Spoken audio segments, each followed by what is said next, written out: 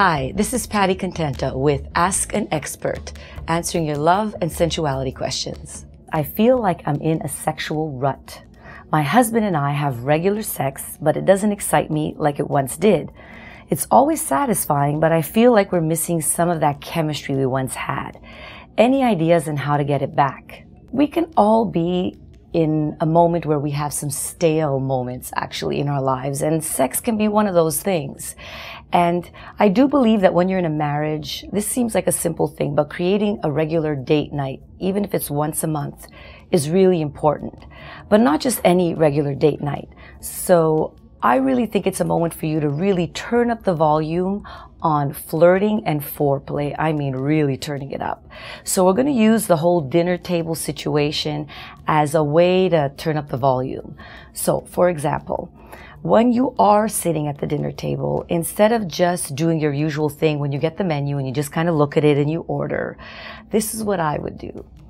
I look at the menu, and I'm always touching myself because touching myself reminds me how much I love myself. And then as I'm looking at the menu, I use an opportunity to always ask my man, what does he want? I'm a woman that loves to know what everybody likes to eat because food is very important to me. And after he shares what he's having, I sort of lean over with a little gentle chest press. I use my middle finger to touch his menu and make sure with a very passive, soft voice, read what I'm having to him. And remember, I'm poetic. So I remember that that's a moment to turn up the foreplay, all right? So I'm reading the menu of what I'm having to him off of his menu. So it's a reason to kind of lean in, touch him a little bit, tilt your head, maybe give him an extended eye contact. So that's one way when it comes to the menu. Another way, it's engaging people in this whole thing. And the waiter and waitress are always fun. They're there to sort of help you play along.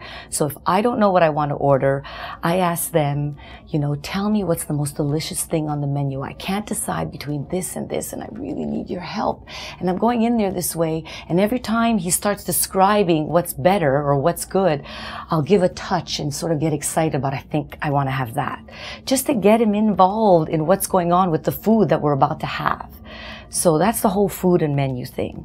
Then there's a moment when you're pouring a wine glass and you want to have some wine. Don't just look at that wine glass, pick it up and do cheers. Touch the wine glass, play with the stem, enjoy how it feels in your hands.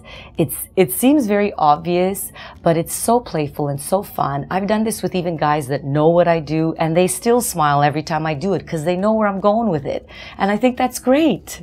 So the wine glass stem thing. And then we have other things like when he passes you the bread and you're asking him for the bread, don't just take the bread.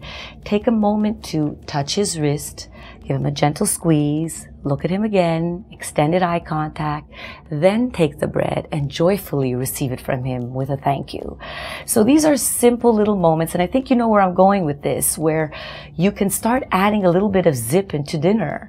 I mean, even playing footsies under the table, why not? An accidental footsies, see how he reacts, then maybe do it again.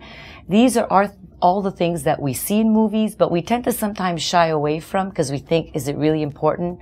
But it is, and it always works.